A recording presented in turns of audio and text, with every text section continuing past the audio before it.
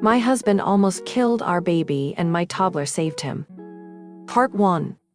Hey everyone, I need to get something off my chest because I'm still trembling from the experience. I'm a 25-year-old woman, and I've been with my husband, who's 30, since 2018.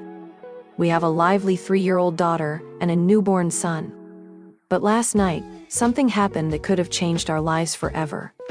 My husband has always had issues with paying attention, but I never imagined it would lead to this. Our neighborhood is oddly designed, with cars speeding by at all hours. I was folding clothes when I heard our toddler scream, "Mom, help!" The urgency in her voice made me drop everything and race outside. What I saw made my heart stop. Our newborn stroller was rolling towards the busy street. I screamed and ran as fast as I could, just managing to stop the stroller in time. My daughter was on the ground, her hands and knees scraped from trying to catch up to her brother. I picked up my baby, my heart pounding, and looked around for my husband. He wasn't paying attention. He was chatting with the neighbors, completely unaware of what had almost happened. The anger I felt was like nothing I'd ever experienced. I stormed over to him, shouting in disbelief. He looked shocked at first, then realized the gravity of the situation. The apologies and tears came pouring out, but it was too late. I couldn't understand how he could be so careless, so oblivious to our toddler's cries and the stroller rolling away. I packed up the kids and left, going to my parents' house. They support me, but my husband keeps texting, begging for forgiveness, insisting it was an honest mistake. But I can't shake the fear of almost losing my baby because he couldn't focus for a single second. My daughter got hurt trying to save her brother because he wasn't paying attention. I can't stop crying. I feel so guilty. I wish this had never happened. I'm sorry this is short, but I just want to hold my babies and I can't stop shaking every time I think about it. What if I had been 1 second late? Would I have been planning a funeral? I left the house instead of making him leave because I hate that house.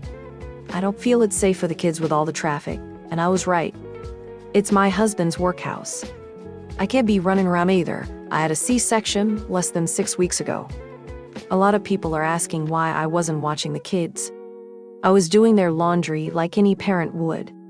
He takes them for walks to bond with them. He created this situation by himself. This has never happened before. How was I supposed to know? And people asking why I didn't get him checked out. I'm not his mother. He's 30 years old. I'm sick of people acting like I have to parent my husband while I have a newborn, a toddler, and I'm still healing from a C-section that tore my stitches when I ran to get my baby. I don't care if it was his ADHD, the court wouldn't care either. If he had killed my child, he would have gone to prison regardless. Relevant comments. Specific Yam 4166. Okay, he was 100% wrong and I'd be livid just like you. However, I'm a little confused of the situation. Like, why was your baby just in a stroller unattended? Why did the stroller randomly go into the road? Since it sounds like you were at home, is this maybe something y'all normally do just to have a place for baby to sit out front of your house when your toddler is playing outside? And maybe was a freak accident? I'm going to be honest, as a mom, most of us have stories of near-death experiences with our kids. We can be naive and stupid and expect a little child to have more awareness/survival skills than they do. When my son was 2, we had a horrible experience with an escalator, and I still have times where I can't sleep because of it. We are all idiots when it comes to parenting, because how can you know until you live it? And seriously, like, every parent has one of these moments, unless you're one of those insanely lucky ones. I still really don't understand the whole scenario of what happened, but to me, it seems he really has remorse and feels terrible, and once you go through something like that, you never forget it. So if he cares and loves your kids, he's devastated and has learned a hard lesson. I don't know that your response was the best, but get why you did it in the moment. But I think you guys have a serious talk and maybe look into moving if possible. I wouldn't go straight to divorce like Reddit loves to preach. I think there is a solution here. And so sorry you're dealing with this. It's literally the worst feeling in the world. OOP. "Hi, love. Let me just clear it up for you." So I was sitting inside in the lounge room, and there's a huge window behind the TV that was a little open so I could hear outside. That's why I heard my toddler scream for her dad to help when I was outside. He was standing on the neighbor's driveway. I assumed that he must have had left the baby literally on the road because there was no possible way that it would have rolled off like that. And my toddler was playing with the neighbor's cat before she noticed her brother was rolling away when I confronted him about it. He tried to explain, but he just kept stuttering. I still don't know what exactly happened. I don't know if he didn't put the brakes on the stroller. If the wind blew him away, I just don't know. My neighbor contacted me and had asked if I wanted the security footage because his wife is 100% on my side, so I'll probably find out once it gets sent to me. Procrastinador. I want to acknowledge that this is a horrific situation, but saying, "I don't care if it was his ADHD" isn't going to fix anything and will probably only make things worse. Talking and thinking about it like he intentionally tried to kill your child isn't either. With ADHD, you actually do not register things like this at all sometimes. Life expectancy for those of us with ADHD is actually significantly lower because many of us end up, often accidentally, killing ourselves. It is not the same thing as carelessness, but learning about ADHD a little deeper can help you guys be safer. Understanding how my ADHD works and using different than standard precautions, like my brain needs, has actually most likely saved my life. Lie out what you want from him. That's probably that he get his ADHD better under control, whether that be through prescription medication or more homeopathic method, that you get a different place if possible, that he not take your kids out in your front yard without you, etc. Also, neither he or the neighbor noticed, but you heard your kid from inside. Something seems off here. Were your neighbors just watching the stroller roll towards the street? Was your husband on the other side of your house, where he couldn't see the stroller? Were you already walking outside as this unfolded? I'm trying to understand better what was going on here and why your husband or the neighbor did not notice, but you did from inside. People with ADHD tend to be incredibly good and quick to act in emergency situations, so this is especially weird. I'm absolutely not accusing you of leaving anything out or anything, but asking you to think about what your husband and the neighbor were doing that neither noticed. That smells fishy. This is a horrible situation. I lost a pet due to the inattentiveness of ADHD, but I can't imagine losing, or even nearly losing a child. OOP. That's why I'm waiting for the footage. It doesn't make sense how this all happened. I don't know how to explain my house. There's a huge window in the lounge room. It was open a little so I can listen out. The neighbor's house is 2 houses away. We are at the end of the street near the main road. When you first walk into my house on your left, there is the lounge on the right, the kitchen. When I got up, I couldn't run at fast because I'm still healing. Sorry if this doesn't make sense. When I ran outside, the neighbor's wife was running for the stroller but was still far away. And the neighbor was helping my little girl off the road. That's all I seen. I'm just waiting for a response from them. My husband was just standing there, hands on his head, doing nothing. My 35F best friend, 35F, doesn't deserve the cards life dealt her. I'm sorry, this is really long. I met my best friend, Mary, on our first day of school. We were 5 years old. We have been best friends for 30 years. In Mary's 35 years of being on Earth, she has experienced trials in her life that read like a tragic novel. Mary is the eldest of 3 children. Her parents split in our last year of primary school. Her mom moved the kids to the countryside away from everything and everyone she knew. We stayed in touch as pen pals. We would write to each other every few weeks, collating our news and sharing our hopes and dreams for the future. We would talk about how fabulous our lives are going to be when we grew up. At 14, Mary moved back in with her dad so that she could come back to her old life here. Before long, she became the target of her depressive alcoholic father. She would often call me in tears, her dad screaming in the background. She would ask me to come and get her, to take her out of the house and get away. Mary would stay at my house for days until her dad would apologize and she would go home, just for this all to happen again in a few weeks. Sometimes her lunch was a soup packet. She wore a pair of my old shoes for years because her dad couldn't afford to buy her a pair. We were just young teens. We didn't know how to deal with any of this. I don't think I will ever really know the true extent of what went on in those years of her life. School was terrible for Mary. She had no interest in it and she was painfully shy. She couldn't afford to go to school proms, she rarely participated in class, and her grades were average. Mary had a crush on the most popular boy in school. She gave him a letter one day with her feelings about him. The letter was posted up around the school the same day. Eventually, Mary left her dad's abusive household before she finished school. Her dad disowned her after that and turned the family against her.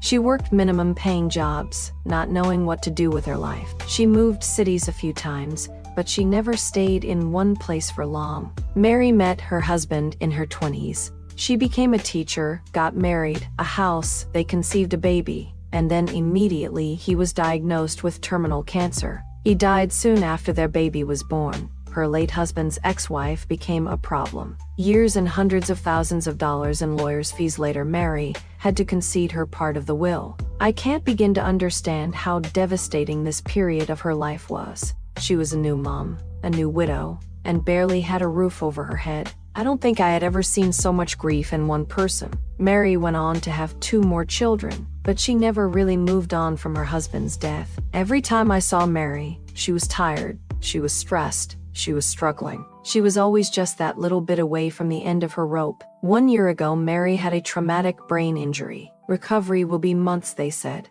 but I never saw her get any better. In fact, she steadily became worse. She would slur her speech, her eyes would unfocus often, she would find it hard to communicate. Months went by and she seemed to lose more cognitive function. Her text messages became harder to decipher. I last saw and heard from Mary 6 months ago. I thought she was just busy. Then my messages stopped being delivered. I gave it a few more weeks. I asked around and found out she had been admitted to hospital 6 weeks ago. I found where she was and visited her today. I was told it was bad, but I didn't know how bad she would be. When I walked in, she was facing away from me. I called out, "Mary," about 5 times before she turned around. When she recognized me, she cried. We cried together. She is unable to talk or communicate short of pointing and croaking. She walks with an unsteady gait, and she drools when she eats or drinks. She cannot follow a conversation for too long. She will blank out and look surprised, like she hadn't heard me talking. She points to her 3 teddies on her chair. They represent her 3 children she hasn't seen in almost 3 months because she is unable to care for them anymore. Sometimes she is completely lucid for a few minutes, and I see her, the real her, the Mary I haven't seen in years. The lights are on. She is listening intently to my story. She has expression on her face, her dry, cracked lips and a little smile. Her eyes are focused on mine, and we are 5 years old again, before life became such a burden. But then it's gone again, so quick. Mary is only 35. She has been dealt such a shitty hand in life. She is such a sweet, caring, and kind soul, and she didn't deserve any of what life threw at her. I believe Mary was really, truly happy at only one point in her life, and that was ripped away from her way far too soon. I don't know what I was wanting to get from writing this up. I want to yell and shout and scream about how unfair and cruel life has been to Mary. But it's the middle of night, so this is all I can manage right now. Update, 8.5 months later. It has been 8 months since I posted about my best friend, Mary. Original post in my profile. Let me start with a trigger warning, death. Mary passed away 3 days ago. When I posted about Mary, no one knew what was wrong with her. All we knew was that she was out for a run, fell, and received a traumatic brain injury for her troubles. When I saw her in hospital the first time, I thought it was bad. I visited every fortnight. Every fortnight was a shock to see how rapidly she was deteriorating. The second time I visited, she was staring at the TV, watching her favorite childhood on repeat for hours and hours, The Labyrinth. The third time, she could no longer dress herself. The fourth, she was choking on her food. This didn't make sense. Weeks later, finally, a diagnosis: frontotemporal dementia. At 35, Mary was transferred to a home soon after. The last time I saw her, she was bedbound, her mobility long gone. She couldn't feed, bathe, or toilet herself. She didn't recognize her family. She lay on the bed, staring at the ceiling, hands locked in an uncomfortable grasp at the air. She hadn't spoken in months. She couldn't. I sat with her. I spoke with her, but it seemed to agitate her. The room was silent for so long, except for the constant and rhythmic tapping of her heel against the bed rail. Hours of tap-tap-tapping. I could see she had developed a callus from who knows how long of tapping. I held her hand and then massaged her feet. I was powerless. I cried in the car on the way home. About a week ago, Mary could no longer breathe on her own. I knew it was near. She was transferred to hospice, and I waited for the green light from her mother to let her friends know we could visit one last time. My phone buzzed. It was the message I was waiting for, but not the one I wanted. Why? Why did this have to happen to my friend? You were meant to watch your children grow up, be at their prize givings, cheer them on at Saturday morning sports games, hold their hands on the way to school, hold their hearts through breakups, and hold your grandchildren's tiny hands one day. You were meant to live your life and then grow old. We were meant to get there together. We met when we were 5. We lived the last 30 years together, supporting each other through thick and thin, the best and worst times, the hard and the easy. There was nothing I couldn't get through without Mary. She always knew what to do, what to say. She gave and she gave and she gave. It wasn't just Mary's life that was unfair, but her death was unjust too. How could someone who fought so hard end with such a demise? She was resilient, she was hardworking, and she was strong. My sister, I hope so much that wherever you are now, you are finally eternally happy and whole and free. I miss you. Additional information from OOP regarding Mary's children. OOP, her mother has custody of all 3 children. I feel for her too. The father of her 2 youngest has a court order for supervised visits, but that is a whole another tragic story for another day. My husband abandoned us to chase his Grateful Dead obsession, and I've reached my breaking point. The day my husband chose to leave us for a Grateful Dead concert was the day I realized I was done. For years, he had been a dedicated Deadhead, his entire identity revolving around this band. He had seen them over 50 times, and I never really minded his passion. But everything changed after my accident 2 years ago. That accident left me unable to work, and now we rely on my small disability check, which barely covers our rent. Dead and Company, the remaining members of the Grateful Dead, announced their final tour. Living on the East Coast, my husband had already seen them twice on this tour, despite our financial struggles. But a few days ago, he crossed a line. He took out a loan and bought tickets to see their last show in San Francisco, including round-trip airfare, hotel accommodations, and other expenses. He left me and our kids with $10 and some loose change, a huge middle finger to us. School is about to start, and our kids need supplies and clothes. We have a list of things we need, but he chose to spend our money on a concert instead. We won't starve over the weekend, but I can't even afford to buy the kids a pizza while their dad enjoys himself across the country with his online Deadhead family. I've always tried to support his passion, but this time, he's gone too far. He refused to discuss the cost, but my rough estimate was around $1,000, and it might be even more. This weekend, while he's having the time of his life, I'm planning my divorce. I've had enough of diluting essentials like shampoo or living off rice and beans, just for him to take out a loan for a solo trip to a concert. As I sit here, I can't help but reflect on everything we've been through. We used to be so happy, sharing dreams and building a life together. But now, it feels like those dreams have been shattered. I remember the days when we would laugh together, plan our future, and support each other through thick and thin. But this is too much. I'm tired of being the one who sacrifices. I'm tired of being the one who has to make ends meet while he chases his dreams. It's not fair to me, and it's certainly not fair to our kids. They deserve better than this. They deserve a father who puts their needs first, not his own selfish desires. Update. I can't believe the support I've received here. I feel better knowing there are decent and kind people out there. Divorce is inevitable now. My husband might not be a total monster, and I could list 1,000 good things about him on any other day, but this betrayal is too much. We're barely scraping by, and his selfish act has put us thousands of dollars in debt overnight. I can't work miracles and pull money out of thin air. I'm not telling my husband I'm leaving yet. He'll come home and talk about how amazing the concert was, how he wishes I could have been there, and how he'll make it up to me someday. I hate it. I can't explain how hurt, shocked, tired, and angry I am. For those calling me a leech, remember that I worked from age 16 until my accident. There were times I was the breadwinner, supporting him because that's what partners do. I'm on disability because I paid into a system designed to help people like me. Update. I didn't expect to update so soon, but he found out. Someone shared my post on Facebook. He's angry, saying I've made him look like an asshole. I told him I just vented without naming him, and if people think he's an asshole based on his actions, it's on him. I'm so nervous, shaking, and feel like I might vomit. Reflecting on my life, I realize how much I've changed. I used to be so hopeful and optimistic. I believed in the power of love and the strength of our relationship. But now I see things differently. Love isn't enough if it's not backed by actions. Love isn't enough if it's one-sided. It has to be backed by a willingness to put each other first. I remember the day we got married. It was a beautiful sunny day, and we were so in love. We promised to support each other through thick and thin, to always be there for each other. My husband used to be my rock. He was the one I turned to when things got tough. But now, I can't rely on him. He's more interested in his own happiness than in taking care of his family. And that's something I can't forgive. I've always been the strong one, the one who holds everything together. But now, I feel like I'm falling apart. I feel like I'm drowning in a sea of responsibilities and disappointments. But I know I can't give up. I have to keep going, for my kids and for myself. My kids are my everything. They are the reason I get up in the morning, the reason I keep fighting. They deserve a better life, a life free from financial stress and emotional turmoil. And I will do everything in my power to give them that life. I've been through a lot in my life, but this is by far the hardest thing I've ever had to do. Leaving my husband, starting over, building a new life for my kids and myself. But I know it's the right thing to do. I used to be afraid of change.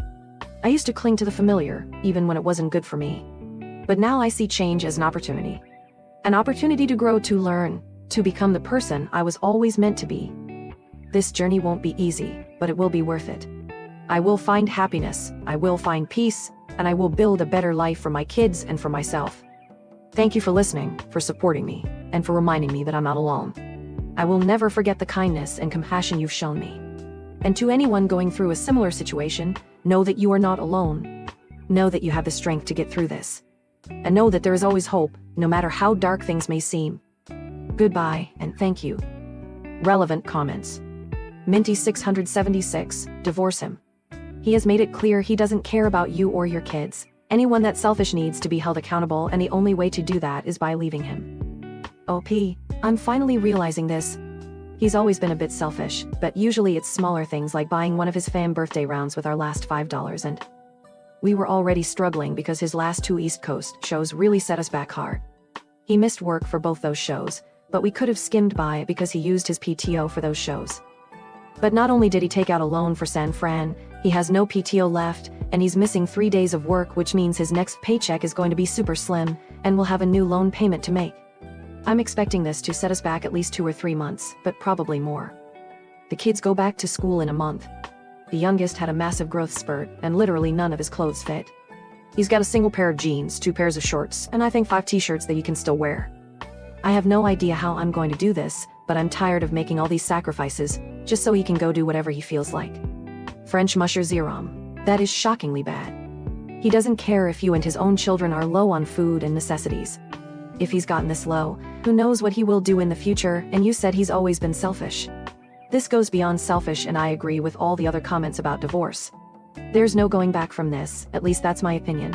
I wouldn't be able to ever see him the same again, and I'd be absolutely heartbroken. I'm sorry he did this. Don't let anyone downplay his actions. OOP, I keep going back and forth between heartache and rage. We've been together for almost 20 years, and I cannot believe he would stoop so low to just leave us like that. Life feels so unreal right now. I have a doc appointment this week that I'm gonna have to call and cancel first thing Monday morning because I don't have the money for it anymore. This is so fucked. It's 8 in the morning and I didn't sleep at all last night up worrying about this stuff. I can't wrap my head around it. Filing for divorce tomorrow, but I'm in the middle of a lawsuit. Will either of these affect the other?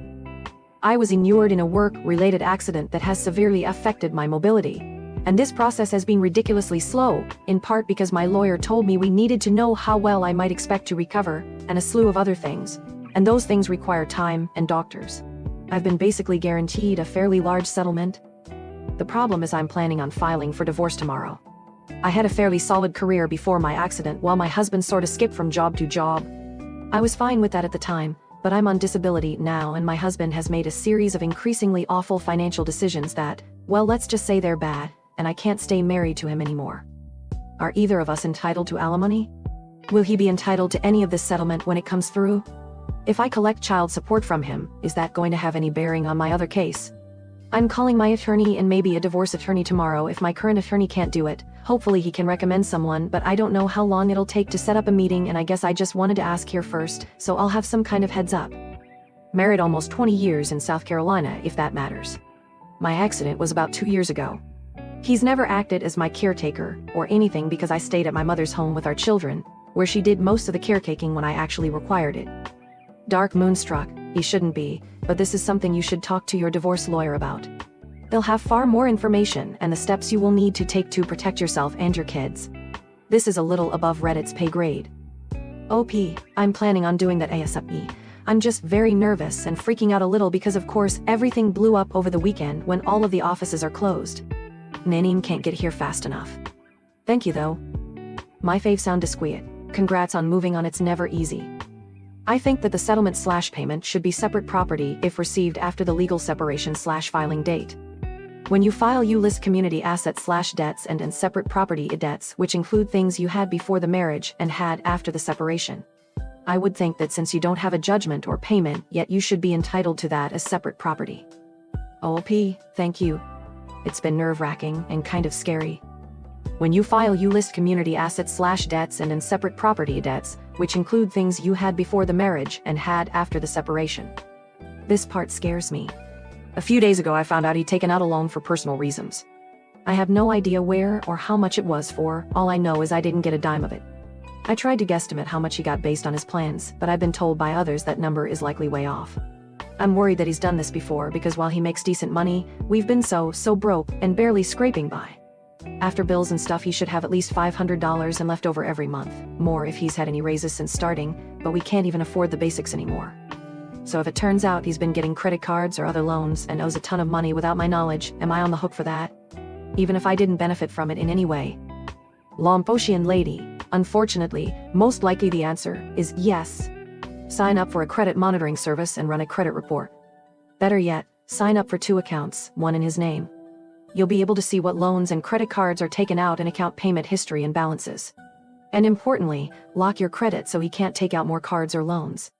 You'll have to lock with all 3 credit score companies. Do this now.